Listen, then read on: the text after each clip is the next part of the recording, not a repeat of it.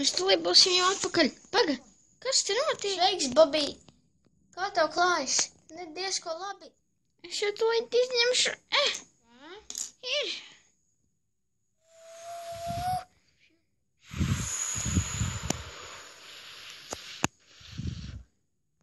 Ko tas zobens dara?